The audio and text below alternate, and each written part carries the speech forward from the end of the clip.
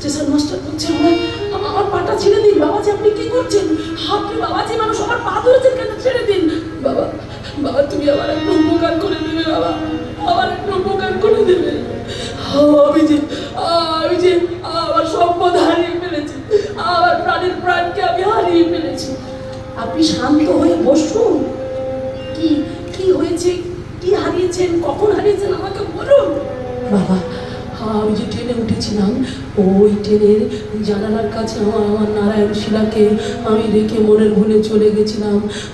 আমি আমার নারায়ণকে পাচ্ছি না, আমি আমার প্রভুকে পাচ্ছি না। আমি সারাদিন, আমি সারা রাত আমি স্টেশনে বসে থাকবো। আমাকে বলো না বাবা, ট্রেনটা কখন আসবে? আমি ট্রেনের জন্য অপেক্ষা করবো। আমাকে বলো না বাবা, আমাকে বলো না। আচ্ছা আপনি কোন ট্রেনে উঠেছিলেন?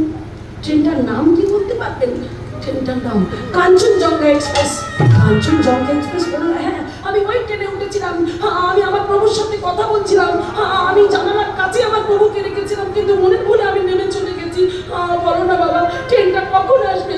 আমি 2 দিন 3 দিন যতদিন লাগে আমি অপেক্ষা করবো, কিন্তু আমার প্রভুকে আমার কাছে ফিরিয়ে দাও। আমার প্রভুকে আমার কাছে ফিরিয়ে দাও, ফিরিয়ে দাও। বাবা ভগবান কি বলে জানো? যে করে আমার আশ তারপরে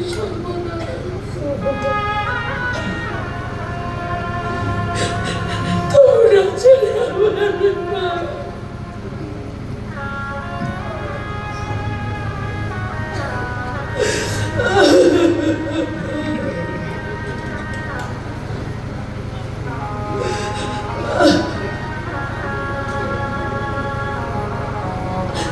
আমি বলে জানতাম ভাই নয়,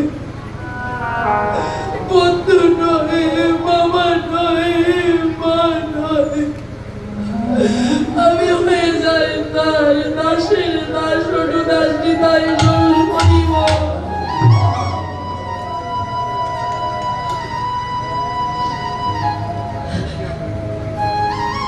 স্টেশন মাস্টারের চোখে জল। স্টেশন মাস্টার বাবাজির দিকে তাকিয়ে তাকিয়ে কাঁদছে আর বলছে, বাবাজি কি বললে? তুমি কাঞ্চনজঙ্ঘা এক্সপ্রেসে উঠেছিলে? বললো হ্যাঁ বাবা, আমি যখন থেকে নেমেছি তখন থেকে প্রায় 1.5-2 ঘন্টার মতো হয়ে গেছে। এখানে আসতে গিয়ে দেখি স্টেশনে ট্রেন নেই, চলে গেছে। আমি আমার প্রভুকে হারিয়ে ফেলেছি। বলো না বাবা, আমি কি করলে আমার প্রভুকে ফিরে পাবো? শান্ত। স্টেশন মাস্টার অবাক হয়ে গেলেন। ভগবানের কেমন লীলা, ভগবানের কেমন লীলা খেলা। বলছে বাবাজি আপনি কাঁদবেন না, আপনার চরণে আমার।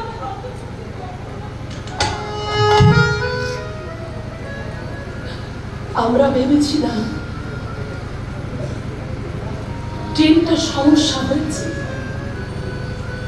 তাই ট্রেনটাকে সারানোর জন্য ইঞ্জিনিয়ার ডাকা হয়েছে। সেই ইঞ্জিনিয়ার এসে মেশিন পার্ট খুলেছে, খুলে দেখেছে কোথাও কোনো সমস্যা নেই। প্রায় 1.5 ঘন্টা ধরে ওই কাঞ্চনজঙ্ঘা এক্সপ্রেস তাকিয়ে দেখুন ওই দাঁড়িয়ে আছে।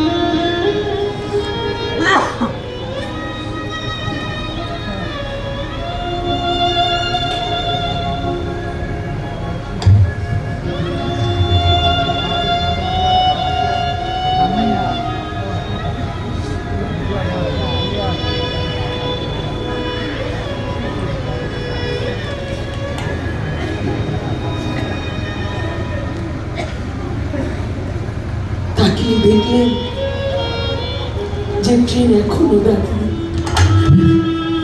এর থেকে কি প্রমাণ পেলেন মায়েরা? বাবা, ভক্ত ভগবানকে ছেড়ে চলে গেল, ভগবান ভক্তকে ছেড়ে একবার যায় না।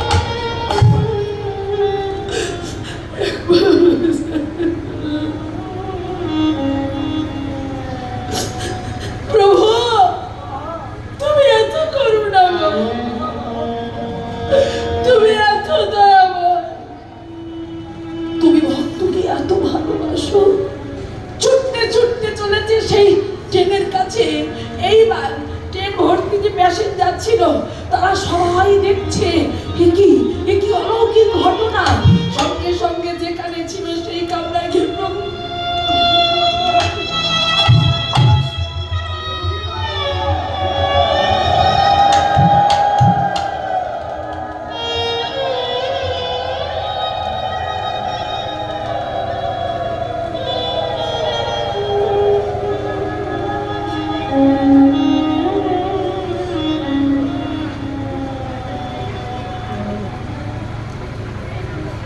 যেই শালগ্রাম শিরাকে নিয়ে বাবাজি নেমে গেল, নেমে যাওয়ার সঙ্গে সঙ্গে ট্রেন আবার চলতে শুরু করলো। নিতাই গৌর প্রেমানন্দে।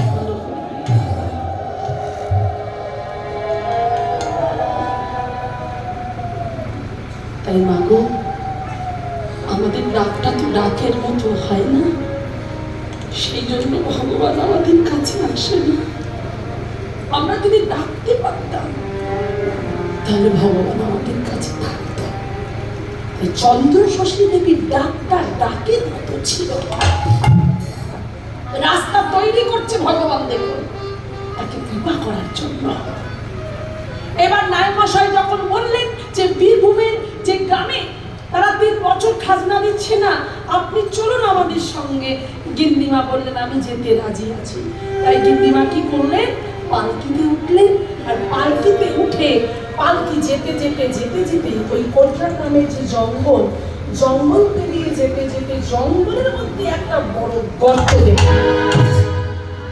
আর এই গর্তটা দেখতে পেয়ে বলে উঠল যে এই গর্ত এত বড় করে গর্ত খোলা, এমন করে গর্ত করে যে পালকি নিয়ে যাওয়া সম্ভব নয় গ্রামে। কোন রকমে পালকিটা নিয়ে গ্রামে এলো, আর গ্রামে এসে দেখছে কোনো জনপ্রাণী সেখানে নাই। গিন্নিমা প্রধান্বিত হয়ে গিয়ে নায়মশাইকে বললেন, নায়মশাই, এই গ্রামে যত ঘর বাড়ি আছে সব জ্বালিয়ে যান। নায়মশাই তো চলেছে আগুন আগুন বলে চিৎকার করতে করতে। ওই গ্রামে যিনি মোড়ল মশাই ছিলেন, মোড়ল মশাই 70 থেকে 75 বছর বয়স হয়ে গেছে মা। সেই মোড়ল মশাই শুনতে পেয়ে লাঠিটা ধরে যখন সামনে এসে দাঁড়িয়েছে, দাঁড়িয়ে দেখছেন কৃষ্ণনগরের জমিদার গিন্নি চন্দ্র শশী দেবী এসেছে। প্রণাম করলেন, কিন্তু ইনি তো রেগে গেলেন। রেগে গিয়ে বলে উঠলেন, শুনুন, প্রণাম পরে করবেন, আগে আমার 2টো প্রশ্নের উত্তর দিন। কি প্রশ্ন? না, প্রথম প্রশ্ন হলো, আসার সময় দেখলাম পথের মাঝখানে একটা বিশাল বড় করে গর্ত খোলা, ওই গর্তটা কেন খুলেছেন? আর 3 বছর ধরে কোনো কেন খাজনা আপনারা দিচ্ছেন?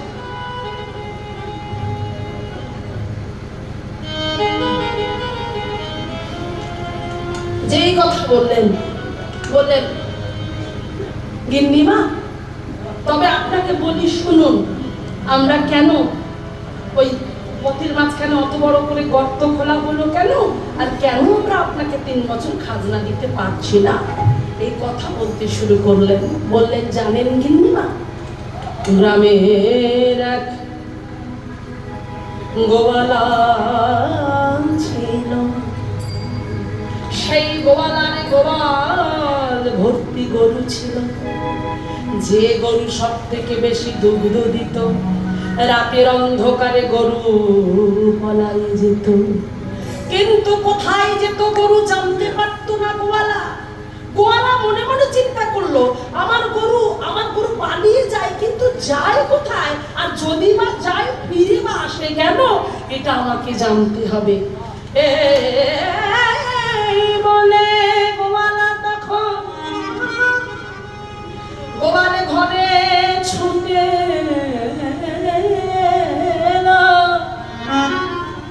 গোয়াল ঘরে ছুটে এসে ওই গরুকে পাহারা দেবে বলে শক্ত করে দড়িটা খোটার সঙ্গে বেঁধে দিল।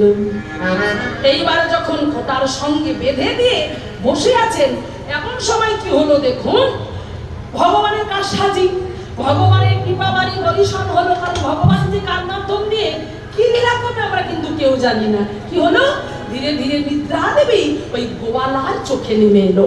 আর যেই গোয়ালার চোখে নেমে এলো, সুযোগ বুঝে গরু কিন্তু ওই গোয়াল ঘর থেকে পালিয়ে গেল। আর যেই গোয়াল ঘর থেকে পালিয়ে গেল, কিছুক্ষণ পরে কিন্তু গোয়ালার ঘুমটা ভেঙে গেল। আর যেই ঘুম ভেঙে গেল, গোয়ালা দেখছে গরু নাই, ছুটতে ছুটতে চলেছে। তবে কি গরু আবার পালিয়েছে? আমায় দেখতে হবে, আমায় জানতে হবে।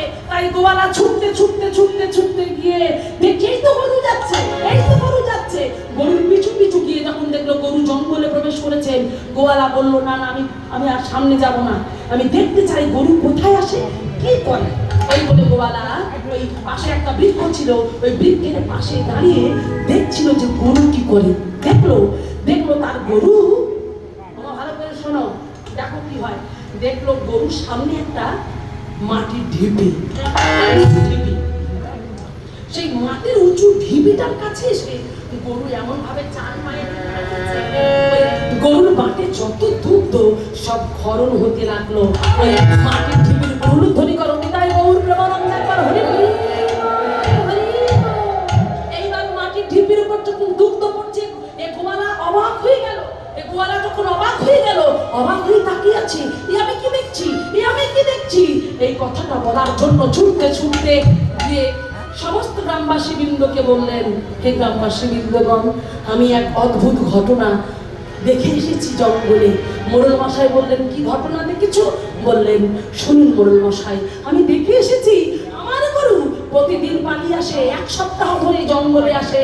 কোথায় আসে, কি করে, আমি কিচ্ছু জানি না। কিন্তু হঠাৎ আজকে আমি দেখলাম, গরুর পিছনে পিছনে এসে দেখলাম যে গরু একটা মাটির ঢিপির উপরে চার পায়ে দাঁড়িয়ে দুগ্ধ দিচ্ছে। অসম্ভব! আমি দেখে অবাক হয়ে গেলাম। তাই আমি আপনাদের কাছে এসেছি, আপনারা চলুন আমার সঙ্গে। তাই ছুটতে ছুটতে ছুটতে ছুটতে সবাই এলো জঙ্গলে। আর ওই জঙ্গলে এসে এইবার মাটি খনন করতে শুরু করে দিল। মাটি খনন করতে করতে করতে করতে মাটির অনেক নিচে চলে গেল, গভীর হয়ে গেল। একদিন, দুদিন, 3 দিন হয়ে গেল, তবু কিছু পাওয়া গেল না। তারা ক্লান্ত হয়ে বলে উঠলেন, মোড়ল মশাই, আমাদের মনে হয় এই মাটির ভিতরে কিছু নাই, চলুন চলুন মোরা সবাই ঘরে ফিরে যাই। বলল, না না না না না না ভাই, না, এসেছো যখন, আর গরু যখন দুগ্ধ দেয়, নিশ্চয়ই কোনো ঘটনা রয়ে যায়। কারণ দেখবে এমন কিছু সংকেত দেখা যায় যেগুলো মানুষের বোঝার আগে পশু পক্ষীরা বুঝতে পারে।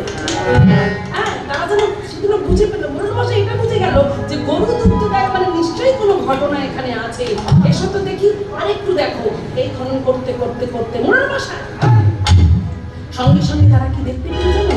মাটিটাকে সরিয়ে দেখলো অপূর্ব সুন্দর ছোট্ট ছোট্ট 4টে কাষ্ঠের হাত দেখা।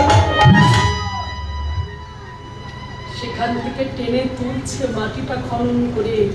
একজন নয়, 2জনকে তুলছে। নিতাই গৌর উদ্ধারে হলো।